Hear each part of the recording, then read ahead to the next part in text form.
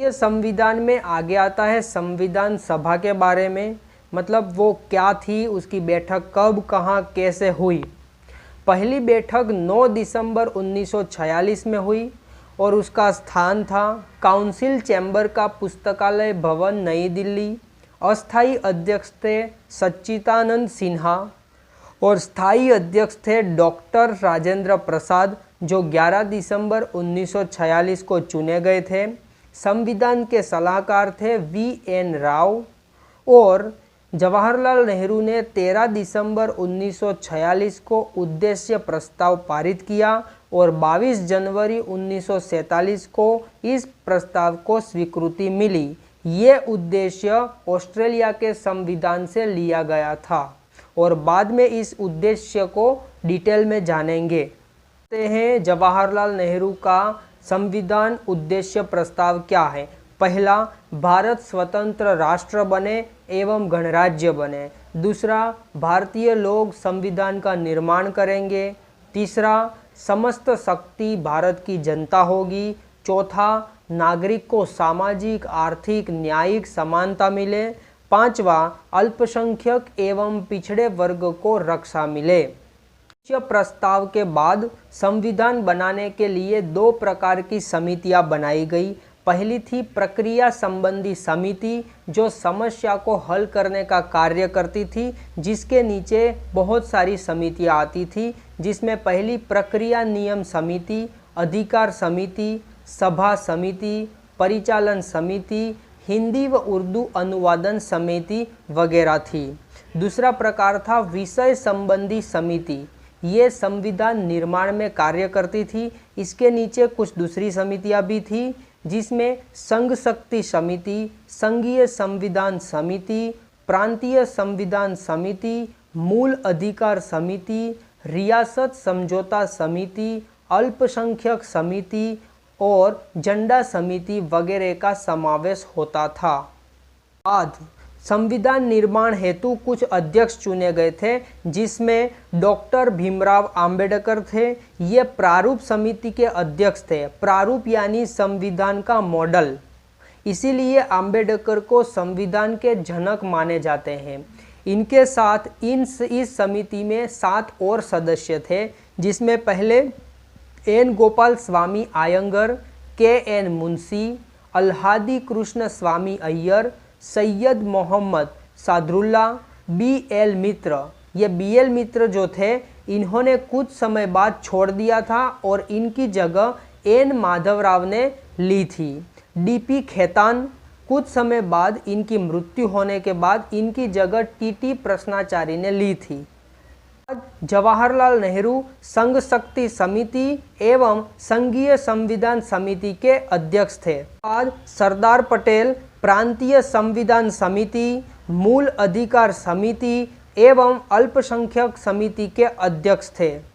आज doctor KM ये कार्य संचालन समिति के अध्यक्ष थे। डॉक्टर राजेंद्र प्रसाद जो रियासत समझौता समिति एवं झंडा समिति के अध्यक्ष थे, प्लस संचालन एवं नियम समिति के अध्यक्ष भी डॉक्टर राजेंद्र प्रसाद ही थे। S वारदाचार्य ये सर्वोच्च न्यायालय समिति के अध्यक्ष थे। JP कृपलानी मूल अधिकार एवं अल्पसंख्यक उप समिति के अध्यक्ष थे। बाद में 17 मार्च 1947 को परामर्श समिति, जिसके अध्यक्ष थे सरदार वल्लभ भाई पटेल, इन्होंने संविधान की जानकारी हेतु प्रांतीय एवं केंद्रीय विधानमंडल के सदस्यों को प्रश्न की सूची भेजी और दुनिया के 60 देशों के संविधान का मूल जानने को कहा।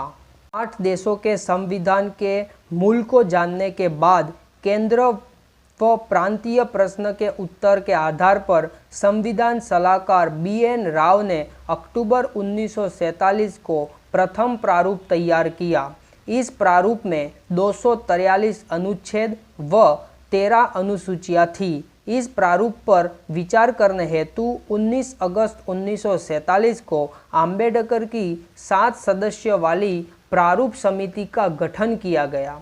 21 फरवरी 1948 को अंबेडकर समिति ने विचार रखा। इसमें 315 अनुच्छेद व 8 अनुसूचियां थी। इस पर भी टिप्पणियां हुई और बाद में 26 अक्टूबर 1948 को प्रारूप समिति ने नया संविधान संविधान सभा के समक्ष पेश किया।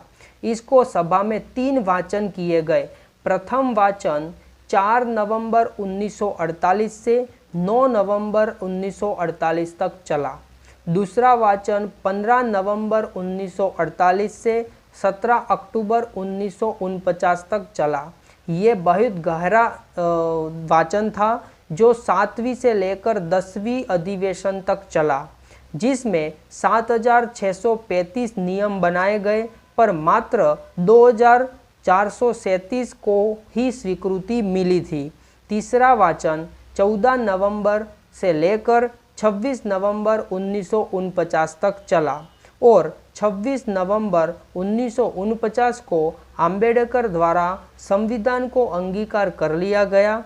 इस दिन को विधि दिवस के नाम से भी जाना जाता है। समय सभा में 284 सदस्य थे, जिसमें 8 महिला थी। इसमें सरोजिनी नायडू, हंसा मेहता, दुर्गाबाई देशमुख प्रमुख थी।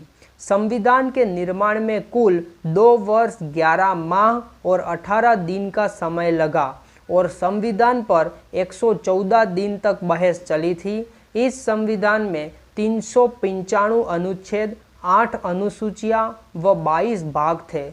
इसमें से 16 अनुच्छेद को 26 नवंबर 1949 को ही लागू कर दिया और बाकी अनुच्छेद को 24 जनवरी 1950 को लागू किया गया।